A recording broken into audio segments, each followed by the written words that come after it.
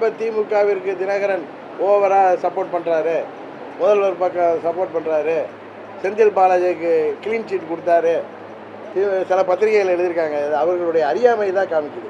இப்போ முதலமைச்சர் இதில் நிதானமாக செயல்படுறாரு, சரியாக செயல்படுறாரு. இந்த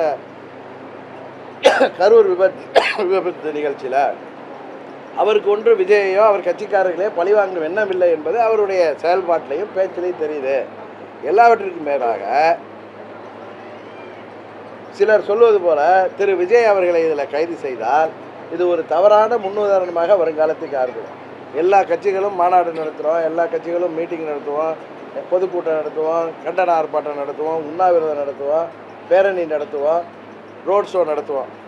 இதில் என்னதான் நாம் காவல்துறையும் என்னதான் இதில் உஷாராக இருந்தாலும் நம்மை மீறி விபத்து நடப்பதற்கு வாய்ப்பு இருக்குது. அப்போ அந்த கட்சி தலைவரை போய் கைது செய்ய முடியுமா? அது ஒரு முன்னுதாரணமாக வந்துவிடக்கூடாது என்பதில் நாம் எல்லாம் அதில் சரியாக இருக்கும். அதே தான் முதலமைச்சரே உணர்ந்திருக்காரு. ஏன்னா அவர் 50 ஆண்டு அனுபவம் இருக்குது. அது சொன்னால் தவறாக எடுத்துக்கிறாங்க.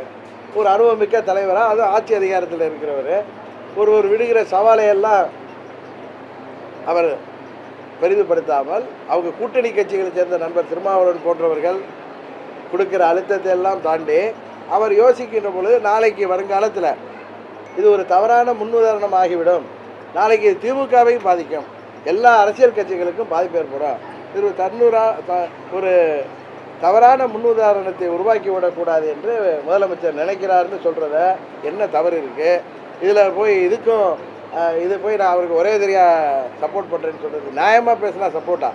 உங்கள் மாதிரி இந்த இளவு விழுந்த நேரத்தில் அந்த குடும்பத்தினரெல்லாம் இந்த ஒரு வாரம் தான் ஆகுது.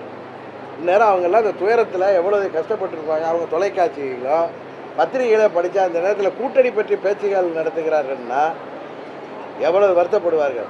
அந்த ஒரு நாகரிகம் கூட இல்லாமல் பழனிசாமி இந்த நேரத்தில் கூட்டணி உருவாக்குவதற்காக பேசி கொண்டிருக்கிறார்னு சொன்னால், நீங்கள் தாவேகாவோட கூட்டணி போங்க, சிலோனில் உள்ள கட்சியோட கூட்டிட்டு போங்க, ஆந்திராவில் உள்ள கட்சியோட போங்க, பாஜகவோட போங்க, யாரோட வேணாலும் போங்க, அது எங்களுக்கு இல்லை. அது தேர்தலுக்கு நீங்கள் கூட்டணி அமைக்க வேண்டும் என்று நினைப்பது அது உங்களுடைய உரிமை.